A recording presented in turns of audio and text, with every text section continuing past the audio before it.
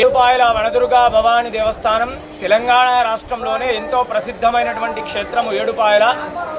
జనమేజయుడు సర్పయాగం చేసినటువంటి పవిత్ర స్థలము ఏడుపాయల. మరి ఈ యొక్క వనదుర్గా భవాని క్షేత్రం లోపల ఈరోజు మహాశివరాత్రిని పురస్కరించుకొని జాతర ప్రారంభమయ్యింది. ఈ రోజు నుండి 3 రోజులు జాతర అంగరంగ వైభవంగా జరుగుతుంది.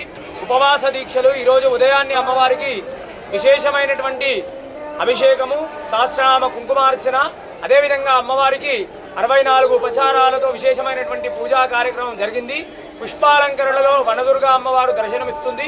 అమ్మవారికి నక్షత్రహారతి, మంగళ నీరాజనము, అదేవిధంగా అమ్మవారికి చండీ హోమము మొదలైనటువంటి కార్యక్రమాలు జరిగినాయి.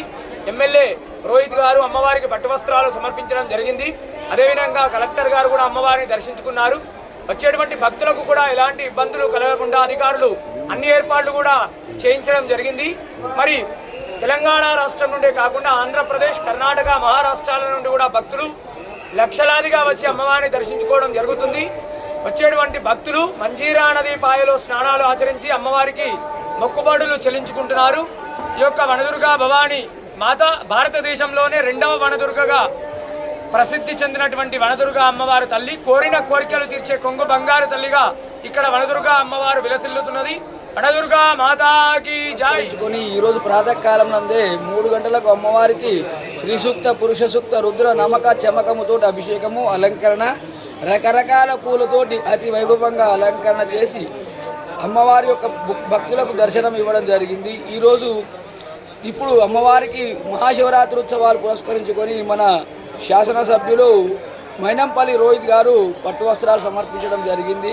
వచ్చిన భక్తులకు కూడా, అలాగే కలెక్టర్ గారు కూడా అమ్మవారిని శివరాత్రిని పురస్కరించుకొని దర్శనం చేసుకొని దంపతులతోటి దర్శనం చేసుకొని వారి యొక్క కోరికలు నెరవేర్చగా వచ్చిన భక్తులకు కూడా ఎలాంటి అసౌకర్యాలు కలగకుండా అన్ని ఏర్పాటు చేసి ఉన్నతాధికారులు వనదుర్గా భవాని మాతాకి పాత్రులై ఈ యొక్క శివరాత్రి ఒక్క పొద్దులు, 2వ రోజు బండ్లు తిరుగుట, 3వ రోజు రథోత్సవ కార్యక్రమం. ఈ 3 రోజులకు తెలంగాణ, ఆంధ్రప్రదేశ్, కర్ణాటక, మహారాష్ట్ర, ఇతర రాష్ట్రాల నుండి కూడా ఇంచుమించు అమ్మవారు దర్శించుకోవడానికి 10 నుంచి 12 లక్షల మంది అమ్మవారిని దర్శించుకోవడం జరుగుతుంది. ఈ తెలంగాణ రాష్ట్ర పండుగగా గుర్తించబడిన ఏడుపాయల వనదుర్గా భవాని మాత మాంజీరా నది ఉత్తరవాహినిగా ప్రవహిస్తున్నది.